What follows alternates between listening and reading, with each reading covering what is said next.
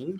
আজকে আমরা সমাধান করব 24তম বিসিএস এর বাতিল প্রশ্ন এবং তার সমাধান।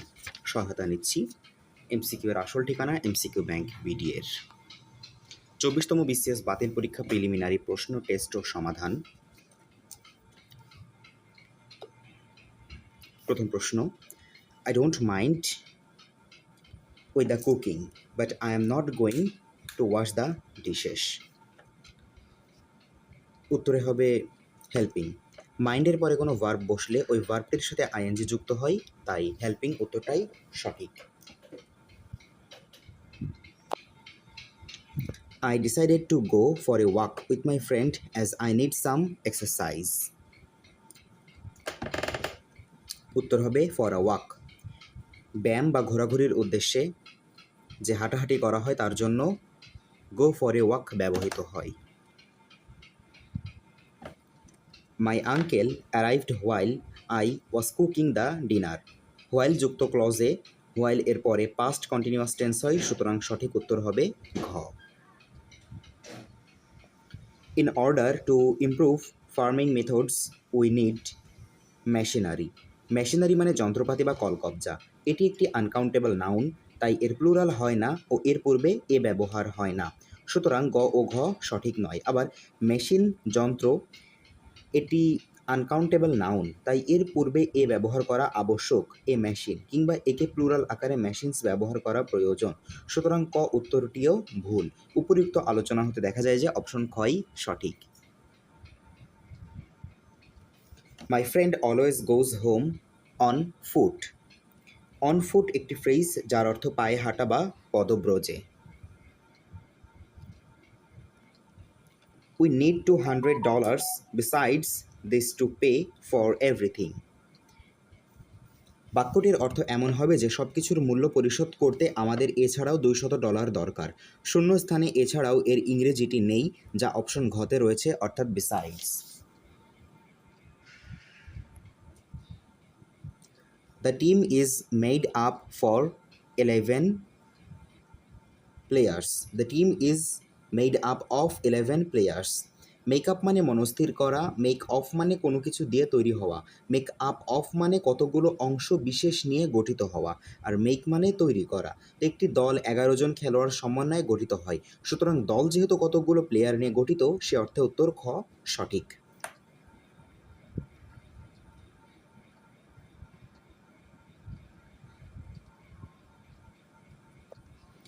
My wife reminded me of my appointment. এখানে রিমাইন্ড একটি ট্রানজিটিভ ভার্ব, আর এর ব্যবহারের ক্ষেত্রে যে স্ট্রাকচারটি অনুসরণ করা হয় তা হলো ট্রানজিটিভ ভার্ব যোগ নাউন বা প্রোনাউন যোগ প্রিপোজিশনাল ফ্রেজ, অর্থাৎ he reminds me of his brother, সুতরাং কই সঠিক। At last, one of the students gets full marks every time. One of plus plural noun বা প্রোনাউনের পর সিঙ্গুলার ভার্ব হয়, কারণ ওয়ান সেন্টেন্স এর subject. Please emphasis the necessity of arriving early. Emphasis noun এর পর অন বসে, কিন্তু এর ভার্ব এমফ্যাসিসের পর কোনো প্রিপোজিশন বসে না, তাই ঘই সঠিক। I don't think you will have any difficulty in getting a driving license. Difficulty এরপর ইন বসে, আর প্রিপোজিশনের পর কোনো ভার্ব বসলে সেটি জেরান্ড হয়।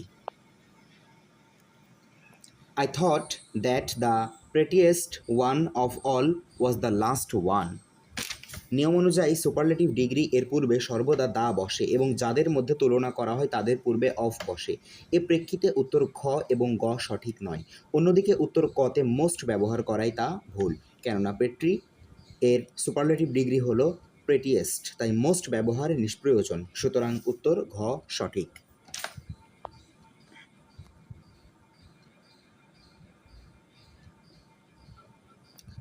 The minister arrived at a decision last night.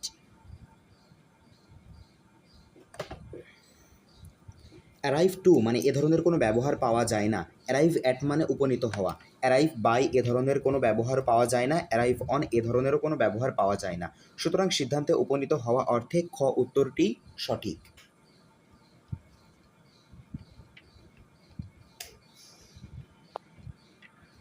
She is beautiful but she is not so beautiful as her mother. সাধারণত দুজন ব্যক্তি বা দুটি বস্তুর মধ্যে সাদৃশ্য বা সিমিলারিটি বোঝাতে অ্যাজ ডট ডট অ্যাজ এবং বৈসাদৃশ্য বোঝাতে সো ডট ডট অ্যাজ ব্যবহৃত হয়। এই সেন্টেন্সটিতে বৈসাদৃশ্য বোঝাচ্ছে, সুতরাং উত্তর ঘই সঠিক।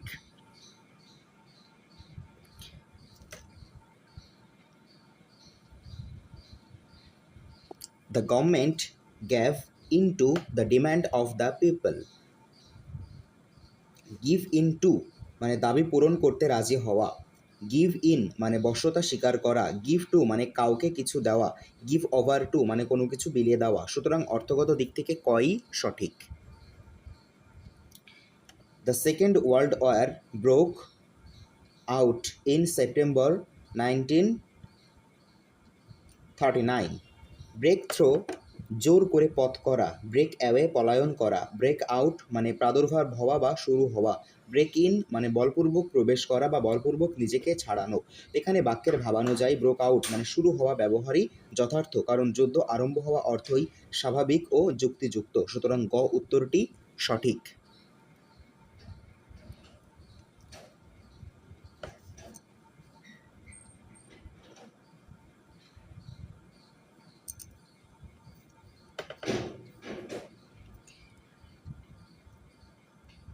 Viable meaning that can be done এবং ক্যাপাবেল। পসিবল মানে সম্ভব, এখানে ভিয়েবল অর্থ টিকে থাকতে সমর্থ। দ্যাট ক্যান বি ডান অর্থ যা করা সম্ভব। ক্যাপাবেল অর্থ সক্ষম বা সমর্থ। দ্যাট উইল ওয়ার্ক মানে যেটি কাজ করবে। অক্সফোর্ড ডিকশনারি অনুযায়ী দ্যাট ক্যান বি ডান এটি ভিয়েবল এর সমার্থক, তবে সমর্থ অর্থে ক্যাপাবেলও সঠিক। সুতরাং খ এবং গ দুটি সঠিক। হ্যান্ডি মানে ইউজফুল। এখানে হ্যান্ডি অর্থ সুবিধাজনক বা দরকারি। কমফোর্টেবল বা মানে আরামদায়ক। ইউজফুল মানে উপকারী। Convenient to hand or use মানে ব্যবহার বা নাড়াচাড়াই সুবিধাজনক। নেসেসারি মানে প্রয়োজনীয়। সুতরাং সঠিক উত্তর খ।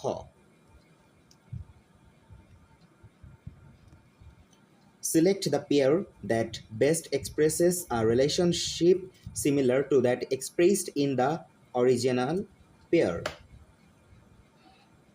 Conscious, careless, careful, indifferent. Conscious অর্থ সচেতন সজ্ঞান এবং কেয়ারলেস অর্থ অসচেতন অসতর্ক অমনোযোগী। অতএব শব্দ জোড়ার মধ্যে অ্যান্টোনিমস রিলেশন রয়েছে। তো উত্তর কতে আছে কেয়ারফুল মানে সচেতন বা সজ্ঞান, ইনডিফারেন্ট মানে অনীহ বা অমনোযোগী।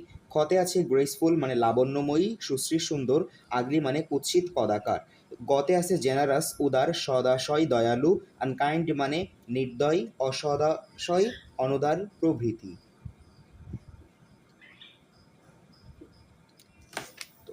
ঘতে আছে ওয়েল ইনফর্মড মানে ভালোভাবে জ্ঞাত এবং নোয়িং লিটিল মানে স্বল্প জ্ঞাত বা ভালোভাবে জ্ঞাত নয়।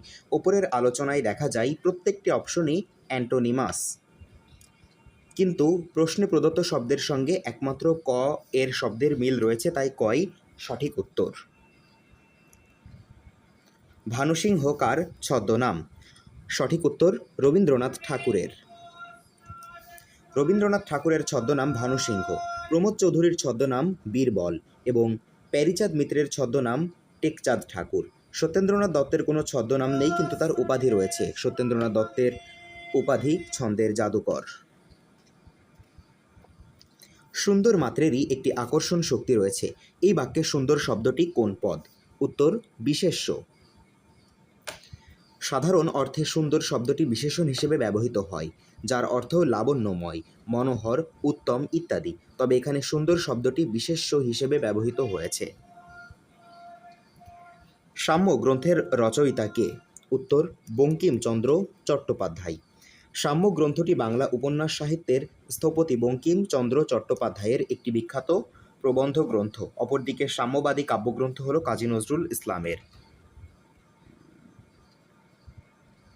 কোন গ্রন্থটি ইয়াকুব আলী চৌধুরীর প্রণীত? উত্তর মানব মুকুট। বিশিষ্ট সাহিত্যিক ও সাংবাদিক মোহাম্মদ ইয়াকুব আলী চৌধুরী মানব মুকুট ছাড়াও নূর নবী, শান্তিধারা ইত্যাদি গ্রন্থ প্রণয়ন করেন। উল্লেখ্য উপরিউক্ত মোস্তফা চরিত্র গ্রন্থটি মাওলানা আকরাম খাঁ, নয়া জাতির স্রষ্টা হজরত মোহাম্মদ গ্রন্থটি মোহাম্মদ বরকতুল্লাহ এবং বিশ্বনবী গ্রন্থটি কবি গোলাম মোস্তফা রচনা করেন। সিকান্দার আবু জাফর সম্পাদিত পত্রিকার নাম কি? উত্তর সমকাল। সাহিত্য মাসিক সমকাল পত্রিকাটির প্রতিষ্ঠাতা সম্পাদক হলেন কবি, সঙ্গীত রচয়িতা, নাট্যকার ও সাংবাদিক সিকান্দার আবু জাফর। অন্যদিকে সওগাত পত্রিকাটির সম্পাদক মোহাম্মদ নাসির উদ্দিন, উত্তরণ পত্রিকাটির সম্পাদক হাসান হাফিজুর রহমান, শিখা প্রথম বছর পত্রিকাটির সম্পাদক আবুল হোসেন। ফণীমনসা কাব্যের রচয়িতা কে? উত্তর কাজী নজরুল ইসলাম। 1927 সালে প্রকাশিত কবি নজরুল ইসলামের একটি বিদ্রোহ প্রকাশক কাব্যগ্রন্থ ফণীমনসা। কবির অন্যান্য উল্লেখযোগ্য কাব্যগ্রন্থের মধ্যে রয়েছে অগ্নিবীণা, বিষের বাঁশি, ভাঙার গান, সাম্যবাদী, সর্বহারা, জিঞ্জির, সন্ধ্যা, প্রলয়শিখা, দোলন চাপা, ছায়ানট, সিন্ধু হিন্দল, চক্রবাক, মরুভাস্কর ইত্যাদি। কবি ও সাংবাদিক আহসান হাবিবের উল্লেখযোগ্য কাব্যগ্রন্থের মধ্যে রয়েছে রাত্রিশেষ, ছায়াহরিণ, মেঘ বলে চৈত্রে যাব, প্রেমের কবিতা ইত্যাদি। বীরবলের হালখাতা গ্রন্থটি কোন ধরনের রচনা? উত্তর প্রবন্ধ। বাংলা সাহিত্যের চলিত ভাষার প্রবর্তক ও বিদ্রূপতা প্রবন্ধিক প্রমথ চৌধুরী প্রণীত বীরবলের হালখাতা একটি প্রবন্ধ গ্রন্থ। গ্রন্থটি 1916 সালে প্রকাশিত হয়। তার অন্যান্য উল্লেখযোগ্য গ্রন্থের মধ্যে রয়েছে তেল নুন লাকড়ি, নানা কথা, আমাদের শিক্ষা, রায়তের কথা, চার ইয়ারি কথা, সনেট 50 ইত্যাদি।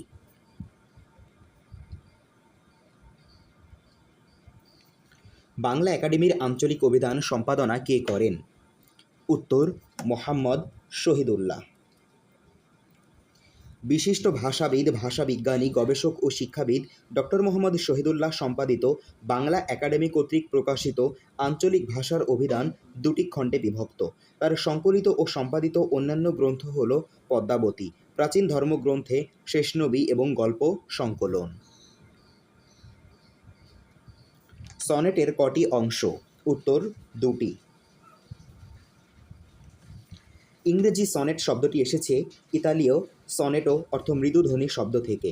বাংলা সনেটের প্রবর্তক মাইকেল মধুসূদন দত্ত। সনেটে যেমন 14টি লাইন বা পঙ্ক্তি থাকে, তেমনি আবার প্রতিটি লাইন বা পঙ্ক্তিতে 14টি আকার থাকে বা অক্ষর থাকে। সাধারণভাবে কবিতার 14টি লাইন দুটি ভাগে বিভক্ত থাকে। প্রথম ভাগে 8 লাইন এবং দ্বিতীয় ভাগে 6 লাইন। প্রথম ভাগকে অষ্টক এবং দ্বিতীয় ভাগকে শতক বা ষষ্ঠক নামে অভিহিত করা হয়। কাচি কোন ধরনের শব্দ? উত্তর তুর্কি। কাচি তুর্কি ভাষার শব্দ। তুর্কি ভাষার আরও কিছু শব্দ চাকর, উর্দি, উর্দু, কুলি, খান, খোকা, চকমক, ঠাকুর, তালাশ, দাদা, নানা, নানি, বাবা, বাবুর্চি, মোগল, সওগাত ইত্যাদি। কাটাকুঞ্জে বসি তুই গাথিবি মালিকা দিয়া, গেনু ভালে তোর বেদনার টিকা। এই উদ্ধৃতাংশটি কোন কবির রচনা? উত্তর কাজী নজরুল ইসলাম।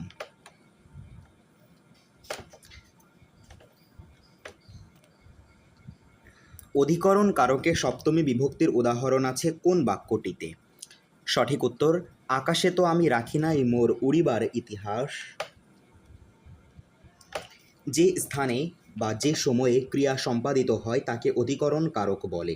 ক্রিয়াপদ ধরে কোথায়, কোন স্থানে, কখন, কোন সময়ে, কবে, কোন বিষয়ে বা ব্যাপারে এসব প্রশ্ন করলে তার উত্তরে অধিকরণ কারক পাওয়া যায়। যেমন তারেক মাঠে খেলে, এখানে কোথায় খেলে, প্রশ্নের উত্তর হবে মাঠে, সুতরাং মাঠে অধিকরণ কারক।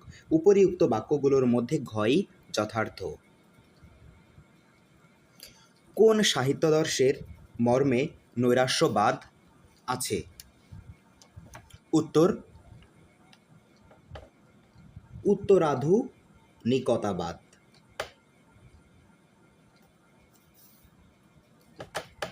সাহিত্যের অধুনা ধারা উত্তরাধুনিকতাবাদ এ সাহিত্যাদর্শের মর্মে আছে নৈরাশ্যবাদ। বাস্তববাদ হল জগৎ, জীবন ও প্রকৃতিকে বস্তুনিষ্ঠ যথার্থভাবে বর্ণনা করার সাহিত্য। কাশবনের কন্যা গ্রন্থটির লেখক কে? উত্তর শামসুদ্দিন আবুল কালাম। বিশিষ্ট সাহিত্যিক শামসুদ্দিন আবুল কালামের কাশবনের কন্যা একটি জেলে সম্প্রদায়ের জীবনী ভিত্তিক উপন্যাস। শাশ্বত বঙ্গ গ্রন্থটির রচয়িতা কে? উত্তর কাজী আব্দুল ওদুদ।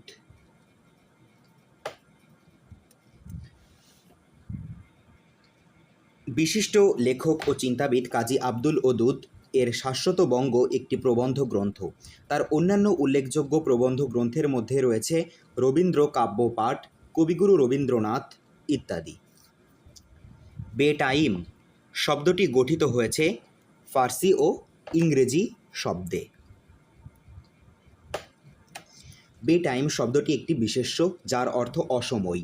বে ও টাইম একত্রে যুক্ত হয়ে গঠিত হয়েছে বেটাইম। এখানে বে উপসর্গটি একটি ফার্সি উপসর্গ এবং টাইম শব্দটি একটি ইংরেজি শব্দ যার অর্থ সময়। সুতরাং বেটাইম শব্দটি ফার্সি ও ইংরেজি শব্দযোগে গঠিত হয়েছে। হাতভারী বাগধারার অর্থ কী? উত্তর কৃপণ। হাতভারী একটি বিশেষণ পদ যার অর্থ কৃপণ, কিছু দিতে বা খরচ করতে চায় না এমন। ও যেমন হাতভারী লোক ওর তেমনই বউ দরাজ। লাজ কোন ধরনের শব্দ? উত্তর বিশেষ্য। লাজ একটি বিশেষ্য পদ যার দুটি অর্থ রয়েছে।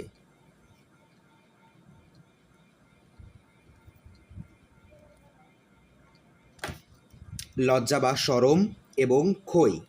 লাজ এর বিশেষণ লাজুক যার অর্থ লজ্জাশীল বা বলতে ও মিশতে লজ্জাবোধ করে এমন।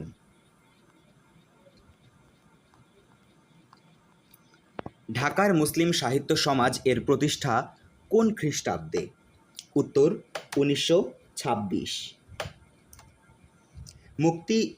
মুক্ত বুদ্ধি চর্চার উদ্দেশ্যে কাজী আব্দুল ওদুদ, আব্দুল হোসেন, আব্দুল কাদির, আব্দুল ফজর, কাজী মোতাহার হোসেন প্রমুখ ঢাকায় 1926 সালে মুসলিম সাহিত্য সমাজ নামে এ সংগঠনটি গড়ে তোলেন।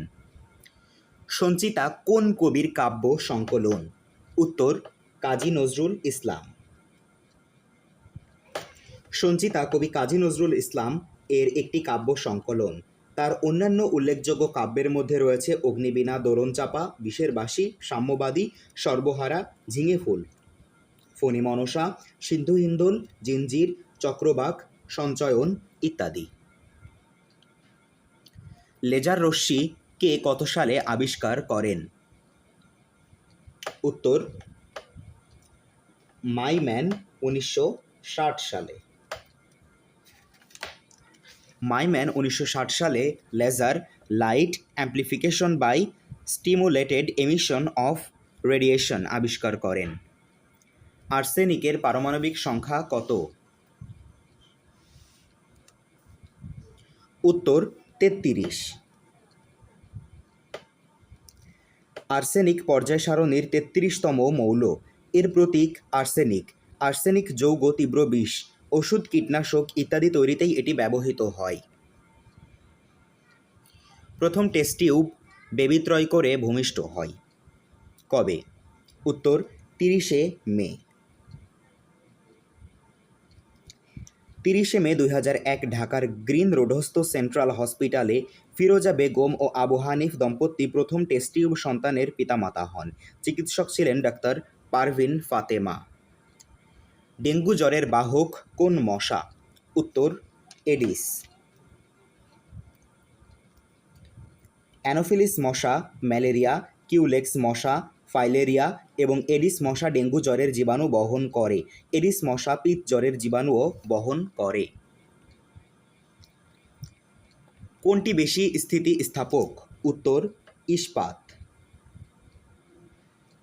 বাইরে থেকে প্রযুক্ত বল অপসারিত হলে বিকৃত বস্তু যে ধর্মের ফলে তার পূর্বের অবস্থায় ফিরে আসে তাকে স্থিতিস্থাপকতা বলে। এবং উক্ত বস্তুতে স্থিতিস্থাপক বস্তু অর্থাৎ যেসব বস্তুর ক্ষেত্রে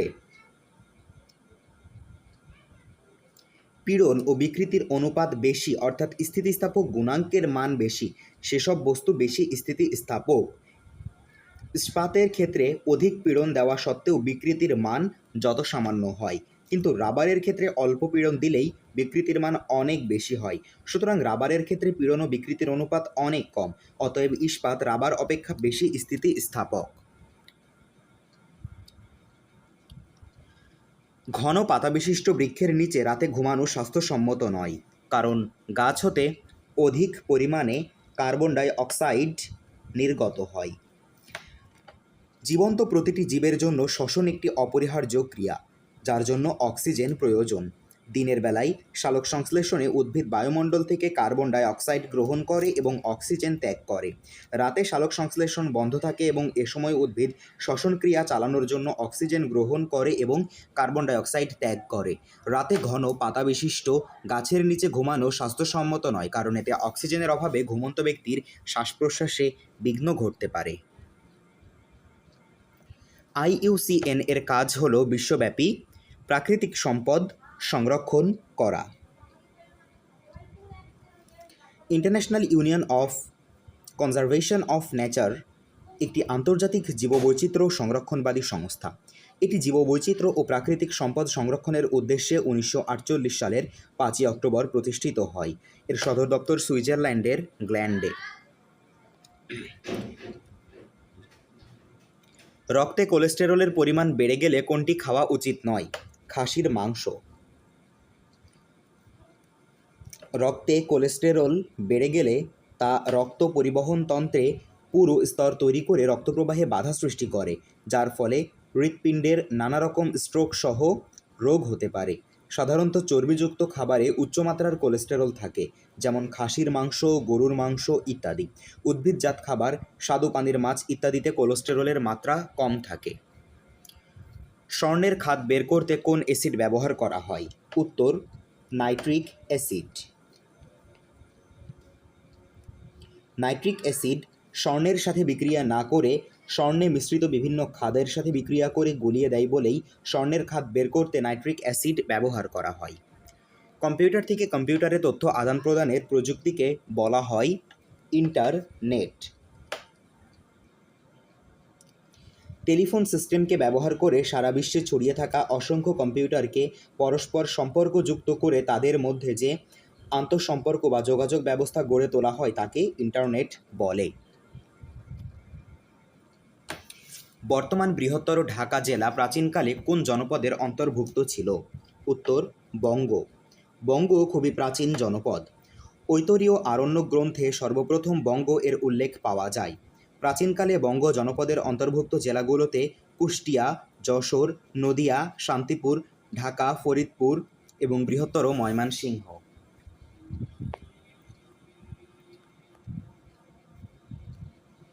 বাংলায় মুসলিম আধিপত্য বিস্তারের সূচনা কে করেন? উত্তর, ইখতিয়ার মোহাম্মদ বিন বখতিয়ার খলজি। 1204 সালে বখতিয়ার খলজি অশ্ব বিক্রেতার বেশে অতর্কিতে লক্ষণ সেনের রাজধানী নদিয়া আক্রমণ করলে লক্ষণ সেন পূর্ব দিকে পলায়ন করে এবং বখতিয়ার খলজি বাংলায় মুসলিম শাসনের সূত্রপাত ঘটান। ঢাকায় সুবা বাংলার রাজধানী কখন স্থাপিত হয়? 1610 সালে। 1610 সালে সুবাদার ইসলাম খান কর্তৃক বাংলার রাজধানী বিহারের রাজমহল থেকে ঢাকায় স্থানান্তরিত হয় এবং নামকরণ করা হয় জাহাঙ্গীরনগর। স্বাধীনতার পূর্বে ঢাকা 4 বার বাংলার রাজধানীর মর্যাদা লাভ করে। কোন মুঘল সুবাদার চট্টগ্রাম দখল করে এর নাম রাখেন ইসলামাবাদ? উত্তর, শায়েস্তা খান। শায়েস্তা খান মগ জলদস্যুদের তাড়িয়ে চট্টগ্রাম দখল করেন এবং এর নাম রাখেন ইসলামাবাদ। পরে তিনি ছোট কাটরা এবং ঢাকার চক মসজিদ নির্মাণ করেন। উল্লেখ্য, মুঘল সম্রাট জাহাঙ্গীর ক্ষমতা দখল করে ইসলাম খানকে বাংলার সুবেদার নিয়োগ করেন। ইংরেজ ইস্ট ইন্ডিয়া কোম্পানি কখন বাংলা, বিহার ও উড়িষ্যার দেওয়ানি লাভ করে? উত্তর, 1765 সালে। বক্সারের যুদ্ধে ইংরেজ বাহিনী পরাজিত হলে লর্ড ক্লাইভ মির্জাফরের নাবালক পুত্রকে বাংলার সিংহাসনে বসান। ১৬৬৫ সালে দিল্লির সম্রাট শাহ আলমের নিকট থেকে বার্ষিক ২৬ লাখ টাকার বিনিময়ে East India company Bangla, Bihar ও উড়িষ্যার দেওয়ানি লাভ করে। বাংলায় ফরায়েজি আন্দোলনের উদ্যোক্তা কে ছিলেন? হাজী শরীয়ত উল্লাহ। মুসলমানদের ফরজ কাজসমূহ পালনে উদ্বুদ্ধ করার আন্দোলনই ফরায়েজি আন্দোলন, যার নেতৃত্ব দেন হাজী শরীয়ত উল্লাহ, এবং তার মৃত্যুর পর ফরায়েজি আন্দোলনের নেতৃত্ব দেন তার একমাত্র পুত্র দুদু মিয়া। বাংলায় মুসলমানদের মধ্যে আধুনিক শিক্ষা প্রচলনের জন্য কে অগ্রণী ভূমিকা পালন করেন? উত্তর, নবাব আব্দুল লতিফ। নবাব আব্দুল লতিফ বাংলার মুসলমানদের মাঝে ইংরেজি শিক্ষা প্রবর্তনে অগ্রণী ভূমিকা পালন করেন। তার প্রচেষ্টায় রামমোহন রায় প্রতিষ্ঠিত হিন্দু কলেজে ১৮৫৪ সালে প্রেসিডেন্সি কলেজে রূপান্তরিত করা হয়। বঙ্গভঙ্গ রদ হয় কত সালে? ১৯১১ সালে। হিন্দুদের তীব্র আন্দোলনের ফলে ভারতবর্ষে ব্রিটিশ বাণিজ্যে অচলাবস্থার সৃষ্টি হলে ১২ ডিসেম্বর ১৯১১ রাজা পঞ্চম জর্জ দিল্লি দরবারে বঙ্গভঙ্গ রদের ঘোষণা দেন এবং ১৯১২ সালের ২০ জানুয়ারি তা কার্যকর হয়। অবিভক্ত বাংলার শেষ মুখ্যমন্ত্রী কে ছিলেন? হোসেন শহীদ সোহরাওয়ার্দী। হোসেন শহীদ সোহরাওয়ার্দী ১৯২১ সালে বঙ্গীয় ব্যবস্থাপক পরিষদের সদস্য নির্বাচিত হন। ১৯৩৭ সালে নির্বাচনের পর তিনি মন্ত্রিসভার সদস্য হন। ১৯৪৬ সালে অবিভক্ত বাংলার মুখ্যমন্ত্রী হন। ১৯৫৪ সালে পাকিস্তানের কেন্দ্রীয় মন্ত্রিসভায় যোগ দেন এবং ১৯৫৬ সালে তিনি পাকিস্তানের প্রধানমন্ত্রী হন। পাকিস্তান শাসনতান্ত্রিক পরিষদের ধারা বিবরণীতে বাংলা ভাষা ব্যবহারের দাবি কে প্রথম করেছিলেন? উত্তর, ধীরেন্দ্রনাথ দত্ত। ২৩শে ফেব্রুয়ারি ১৯৪৮ পাকিস্তান গণপরিষদের প্রথম অধিবেশনের শুরুতে গণপরিষদ সদস্য কুমিল্লার ধীরেন্দ্রনাথ দত্ত উর্দুর পাশাপাশি বাংলাকে রাষ্ট্রভাষা করার প্রস্তাব উত্থাপন করেন। বাংলাদেশের নদীগুলোর মধ্যে সবচেয়ে দীর্ঘ পথ অতিক্রম করেছে কোনটি? উত্তর, ব্রহ্মপুত্র। ব্রহ্মপুত্র হিমালয় পর্বতের কৈলাস শৃঙ্গের মানস সরোবরের উৎপত্তি হয়ে তিব্বতে শানপো এবং আসামে ডিহং নাম ধারণ করে। অবশেষে ব্রহ্মপুত্র নামে বাংলাদেশে প্রবেশ করেছে। শানপো, ডিহং ও ব্রহ্মপুত্রের মোট দৈর্ঘ্য ২,৮৫০ কিলোমিটার, যা বিশ্বের ২২তম দীর্ঘ নদী। সূত্র, বাংলাপিডিয়া। বাংলাদেশের প্রাচীনতম নগরকেন্দ্র কোনটি?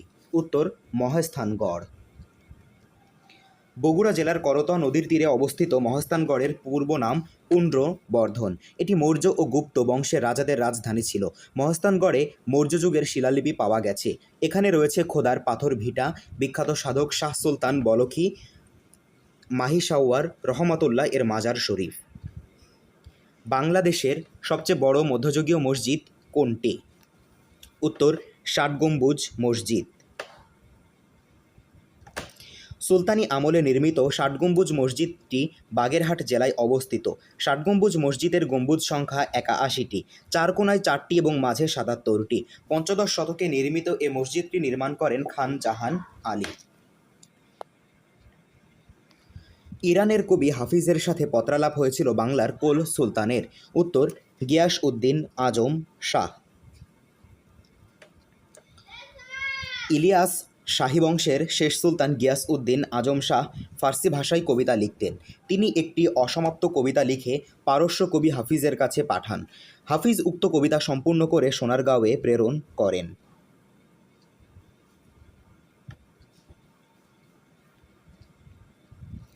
বাংলাদেশের জাতীয় দিবস কোনটি? উত্তর, ২৬শে মার্চ। ২৬শে মার্চ হলো বাংলাদেশের স্বাধীনতা ও জাতীয় দিবস। অন্যদিকে ১৬ ডিসেম্বর বাংলাদেশের বিজয় দিবস, ২১শে ফেব্রুয়ারি শহীদ দিবস ও আন্তর্জাতিক মাতৃভাষা দিবস এবং ৭ই মার্চ রেসকোর্স ময়দানে বঙ্গবন্ধুর ভাষণ দিবস। বাংলাদেশের জাতীয় সংসদের অধিবেশন কে আহ্বান করেন? উত্তর, রাষ্ট্রপতি। সংবিধানের ৭২(১) অনুচ্ছেদ অনুযায়ী রাষ্ট্রপতি সংসদের অধিবেশন আহ্বান করেন। উল্লেখ্য, উক্ত ধারা অনুসারে সরকারি বিজ্ঞপ্তি দ্বারা রাষ্ট্রপতি সংসদ স্থগিত ও ভঙ্গ করতে পারেন এবং প্রথম বৈঠকের সময় ও স্থান নির্ধারণ করতে পারেন। বাংলাদেশের কোন স্থপতি সবচেয়ে বেশি আন্তর্জাতিক পুরস্কার ও সম্মাননা পেয়েছেন? উত্তর, ফজলুর রহমান খান। ফজলুর রহমান খান স্ট্রাকচারাল ইঞ্জিনিয়ারিংয়ের অন্যতম পথিকৃৎ।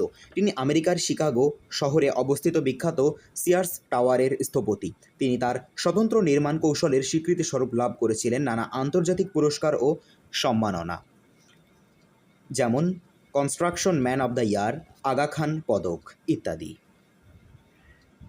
পরিবিবি কে ছিলেন? উত্তর, শায়েস্তা খানের কন্যা।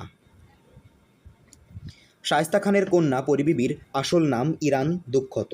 পরিবিবির মাজার লালবাগ কেল্লার অভ্যন্তরে দরবার গৃহ থেকে 275 ফুট পশ্চিমে অবস্থিত। পাহাড়পুর বৌদ্ধবিহারের নির্মাতা কে? উত্তর, ধর্মপাল। নওগাঁ জেলায় অবস্থিত পাহাড়পুরের বৌদ্ধবিহারের নাম সোমপুর বিহার। এর নির্মাতা ধর্মপাল ছিলেন পাল বংশের শ্রেষ্ঠ সম্রাট। বাংলাদেশের সবচেয়ে দক্ষিণের জেলা কোনটি? উত্তর, কক্সবাজার। বাংলাদেশের 64টি জেলার মধ্যে সর্ব উত্তরের জেলা পঞ্চগড় ও উপজেলা তেঁতুলিয়া, সর্বদক্ষিণের জেলা কক্সবাজার ও উপজেলা টেকনাফ, সর্বপূর্বের জেলা বান্দরবান ও উপজেলা থানচি এবং সর্বপশ্চিমের জেলা চাঁপাইনবাবগঞ্জ ও উপজেলা শিবগঞ্জ। কে গণিতবিদ নন? উত্তর, ইবনে খলদুন। ইবনে খলদুন একজন প্রখ্যাত সমাজ বিজ্ঞানী। অন্যদিকে ওমর খৈয়াম, আল খারিজমি ও উলুগ বেগ এই তিনজনেরই গণিতশাস্ত্রে অবদান রয়েছে। 2 এবং 32-এর মধ্যে মৌলিক সংখ্যা কয়টি? উত্তর, 10টি। 2 এবং 32-এর মধ্যে মৌলিক সংখ্যাগুলো হলো 3, 5, 7, 11, 13, 17, 19, 23, 29 ও 31। 2 এবং 32-এর মধ্যে মৌলিক সংখ্যা 10টি।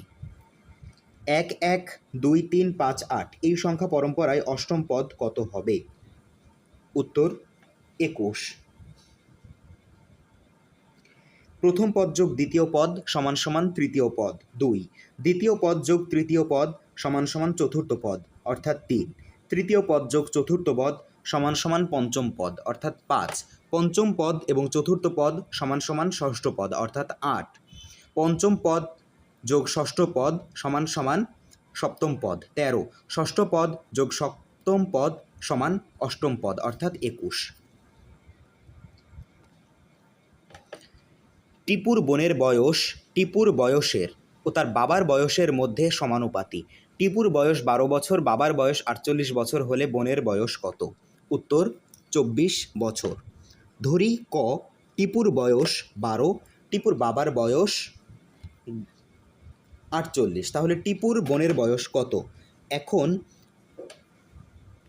টিপুর বাবার বয়স যদি গ হয়, টিপুর বোনের বয়স খ, তাহলে ক খ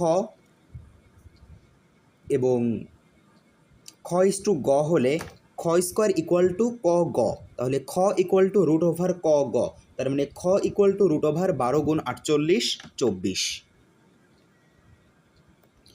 কোনটি ক্ষুদ্রতম সংখ্যা? উত্তর, 1/11। 1/11 সমান 0.090। 3/31 সমান 0.097। 2/21 সমান 0.095। রুট ওভার 0.02 সমান 0.141। 2002 সংখ্যাটিতে কোন সংখ্যাগুচ্ছের লসাগু নয়? উত্তর, ক 13, 77, 91, 143। 13, 77, 91, 143 এর লসাগু 1001। 7, 22, 26, 91 এর লসাগু 2002। 26, 77, 143, 154 এর লসাগু 2002। 2, 7, 11, 13 এর লসাগু 2002। একজন শ্রমিক প্রতিদিন প্রথম 8 ঘন্টা কাজের জন্য ঘন্টায় 10 টাকা করে এবং পরবর্তী সময়ে ঘন্টায় 15 টাকা করে মজুরি পায়। দৈনিক 10 ঘন্টা কাজ করলে তার ঘন্টা প্রতি গড় মজুরি কত হবে? এখানে প্রথম 8 ঘন্টায় পাই 80 টাকা, পরবর্তী 2 ঘন্টায় পাই 30 টাকা, তাহলে 10 ঘন্টায় পাই 110 টাকা, সুতরাং 1 ঘন্টায় পাই 11 টাকা।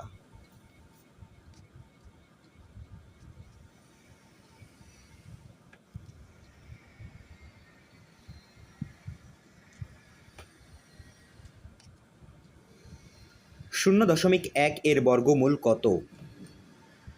0.1 এর বর্গমূল 0.3162, অর্থাৎ কোনোটি নয়। SAPTA অর্থ SAARC preferential trading arrangement. SAPTA হল দক্ষিণ এশীয় আঞ্চলিক সহযোগিতা সংস্থা সার্ক দেশগুলোর মধ্যকার সম্পাদিত একটি বাণিজ্য চুক্তি। এর পূর্ণরূপ সার্ক প্রিফারেন্সিয়াল ট্রেডিং অ্যারেঞ্জমেন্ট। 1993 সালের 11 এপ্রিল ঢাকায় অনুষ্ঠিত সার্কের 7ম শীর্ষ সম্মেলনে এই চুক্তিটি স্বাক্ষরিত হয় এবং 8 ডিসেম্বর 1995 থেকে SAPTA কার্যকর হয়। উল্লেখ্য 2006 সালে এই চুক্তি বিলুপ্ত করা হয়।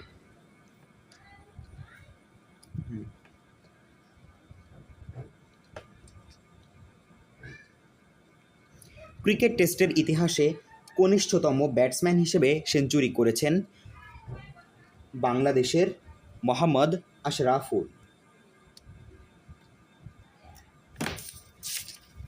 টেস্ট ক্রিকেটের সর্বকনিষ্ঠ সেঞ্চুরিয়ান হিসেবে মোহাম্মদ আশরাফুল এশিয়ান টেস্ট চ্যাম্পিয়নশিপে শ্রীলঙ্কার বিরুদ্ধে প্রথম সেঞ্চুরি করেন। এ সময় তার বয়স ছিল 16 বছর 264 দিন। ফুটবল বিশ্বকাপে সবচেয়ে বেশি চ্যাম্পিয়ন হয়েছে ব্রাজিল। ফুটবল বিশ্বকাপে সবচেয়ে বেশি চ্যাম্পিয়ন হয়েছে ব্রাজিল 5 বার এবং অন্যদিকে জার্মানি 5 বার, ইতালি 4 বার, ফ্রান্স 2 বার, ইংল্যান্ড 1 বার, উরুগুয়ে 2 বার এবং স্পেন 1 বার বিশ্বকাপ ফুটবল চ্যাম্পিয়ন হয়েছে।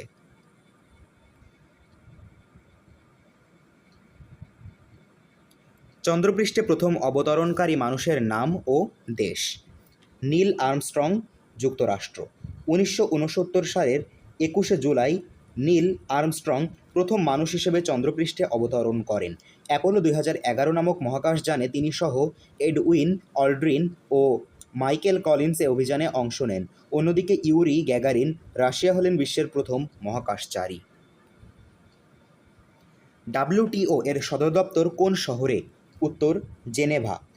1995 সালের 1 জানুয়ারি GATT general agreement on tariffs and trade রূপান্তরের মাধ্যমে WTO ওয়ার্ল্ড ট্রেড অর্গানাইজেশন প্রতিষ্ঠিত হয়।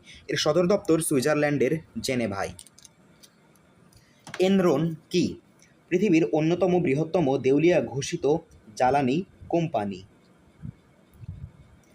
যুক্তরাষ্ট্র ভিত্তিক জ্বালানি কোম্পানি এনরন 1985 সালে প্রতিষ্ঠিত হয় এবং 2004 সালের নভেম্বরে এটি দেউলিয়া ঘোষিত হয়। 2002 সালে নোবেল শান্তি পুরস্কার পেয়েছেন কে? উত্তর জিমি কার্টার। জিমি কার্টার বিশ্ব শান্তি রক্ষায় অবদান রাখার জন্য 2002 সালের নোবেল শান্তি পুরস্কার লাভ করেন। অন্যদিকে ইয়াসির আরাফাত 1994 সালে ও মাদার তেরেসা 1979 সালে নোবেল শান্তি পুরস্কার লাভ করেন। কফি আনান ও জাতিসংঘ 2001 সালে যৌথভাবে নোবেল পুরস্কার লাভ করেন। উল্লেখ্য, নিপীড়িত নারীদের অধিকার আদায়ের সংগ্রাম এবং সকলের জন্য মানবাধিকার ও স্বাধীনতা লাভের প্রচেষ্টার জন্য 2023 সালে শান্তিতে নোবেল পুরস্কার লাভ করেন ইরানের মানবাধিকার কর্মী নার্গিস মোহাম্মদী। অ্যামনেস্টি ইন্টারন্যাশনাল এর সদর দপ্তর কোথায়? উত্তর লন্ডন। অ্যামনেস্টি ইন্টারন্যাশনাল বিশ্বব্যাপী একটি স্বেচ্ছাসেবী মানবাধিকার সংগঠন। 1961 সালে এটি ব্রিটেনে প্রতিষ্ঠিত হয়। এর সদর দপ্তর ইংল্যান্ডের লন্ডনে অবস্থিত। ওপেকভুক্ত আরব মুসলিম দেশ কোনটি? উত্তর ইরান। অপশনে প্রদত্ত 4টি দেশের মধ্যে 10 সেপ্টেম্বর 2008 ইন্দোনেশিয়া ওপেক ত্যাগ করাই একমাত্র ইরানি আরব মুসলিম দেশ। তবে বর্তমানে ওপেক এর 12টি সদস্যের মধ্যে আরব মুসলিম দেশ হল ইরান ও নাইজেরিয়া। ওপেকের পূর্ণরূপ organisation of the petroleum exporting countries. 1960 সালের 14 সেপ্টেম্বর এই সংস্থাটি প্রতিষ্ঠিত হয়। এর সদর দপ্তর অস্ট্রিয়ার ভিয়েনায়। উল্লেখ্য, সর্বশেষ ওপেক ত্যাগকারী দেশ অ্যাঙ্গোলা।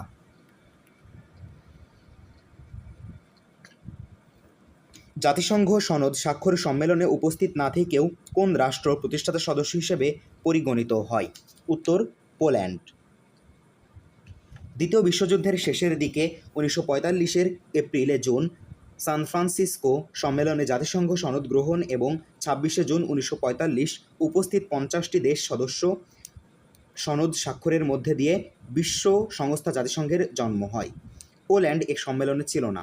15 অক্টোবর পোল্যান্ড স্বাক্ষর করে এবং 24 অক্টোবর জাতিসংঘ আনুষ্ঠানিকভাবে যাত্রা শুরু করে। পোল্যান্ড জাতিসংঘ সনদ স্বাক্ষর সম্মেলনে উপস্থিত না থাকলেও এই 51টি দেশকেই জাতিসংঘের প্রতিষ্ঠাতা সদস্য ধরা হয়ে থাকে।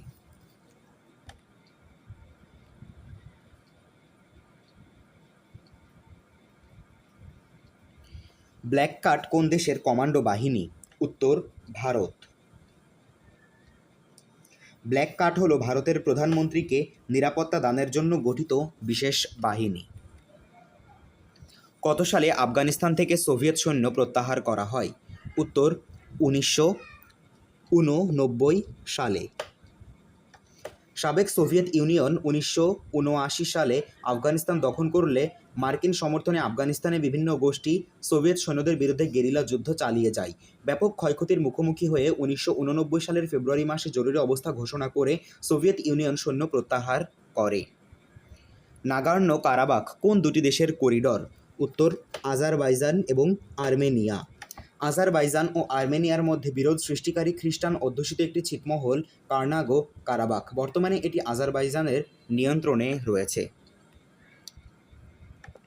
ইন্দোনেশিয়ার পর্যটন কেন্দ্র বালি দ্বীপে কোন তারিখে শক্তিশালী বোমা হামলায় ব্যাপক প্রাণহানি সহ একটি নাইট ক্লাব ধ্বংস হয়ে গেছে?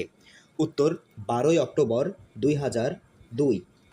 ইন্দোনেশিয়ার পর্যটন শহর বালি দ্বীপের কতা জেলায় সারি নামক নাইট ক্লাবে 2002 সালের 12 অক্টোবর স্থানীয় সময় রাত 11:30টায় গাড়ি বোমা বিস্ফোরিত হয়। এতে 2 শতাধিক লোক নিহত এবং 3 শতাধিক লোক আহত হয়, যাদের অধিকাংশই ছিল অস্ট্রেলীয় ও ইউরোপীয়। সুইজারল্যান্ড আনুষ্ঠানিকভাবে কখন জাতিসংঘের সদস্য হয়? উত্তর 10 সেপ্টেম্বর 2002। সুইজারল্যান্ড 17 জুলাই 2002 জাতিসংঘের সদস্য পদ প্রাপ্তির জন্য আবেদন করে এবং 2002 সালের 10 সেপ্টেম্বর জাতিসংঘের 190তম সদস্য হিসেবে সদস্যপদ লাভ করে। উল্লেখ্য, জাতিসংঘের সর্বশেষ সদস্য দক্ষিণ সুদান 193তম সদস্য হিসেবে 2011 সালের 14 জুলাই সদস্যপদ লাভ করে। আফগানিস্তানের প্রধান ভাষা কোনটি? উত্তর পশতু। আফগানি হল আফগানিস্তানের মুদ্রার নাম। প্রধান ও সরকারি ভাষা পশতু।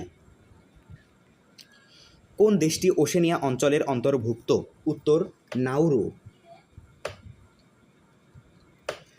নাউরু ওশেনিয়াভুক্ত একটি দ্বীপ দেশ এবং জাতিসংঘ সদস্য দেশসমূহের মধ্যে ক্ষুদ্রতম। এটি মাইক্রোনেশিয়ার অন্তর্ভুক্ত। ইউরোপীয় ইউনিয়নের সদর দপ্তর কোথায়? উত্তর ব্রাসেলস। ইউরোপীয় ইউনিয়ন 1957 সালের 25 মার্চ রোমে স্বাক্ষরিত চুক্তি অনুযায়ী 1958 সালের 1 জানুয়ারি প্রতিষ্ঠিত হয়। এর পূর্ব নাম ছিল ইউরোপীয় কমিশন, ইসি। এর সদর দপ্তর বেলজিয়ামের ব্রাসেলসে। নিউজিল্যান্ডের আদিবাসীদের কি বলা হয়? উত্তর মাউরি। মাউরিরা নিউজিল্যান্ডের আদিবাসী। অন্যদিকে কুর্দিরা কুর্দিস্তানের অধিবাসী, যারা বর্তমানে তুর্কি, ইরান ও ইরাকে বসবাসরত। তাতারুরা এশিয়ার এক মিশ্র জাতি, যারা বর্তমানে সাইবেরিয়া, তুর্কমেনিস্তান ও রাশিয়ায় বাস করে। এবং রেড ইন্ডিয়ানরা উত্তর আমেরিকার আদিবাসী, যাদের নামকরণ করেছিলেন ক্রিস্টোফার কলম্বাস। কানাডা কোন শিল্পের জন্য বিখ্যাত? উত্তর কাগজ। কানাডার প্রধান শিল্প কাগজ, আর এজন্য কানাডার রাজধানী অটোয়ারকে কাগজের শহর বলা হয়। বর্তমানে কাগজ উৎপাদনে চীন প্রথম এবং যুক্তরাষ্ট্র দ্বিতীয় স্থানে রয়েছে।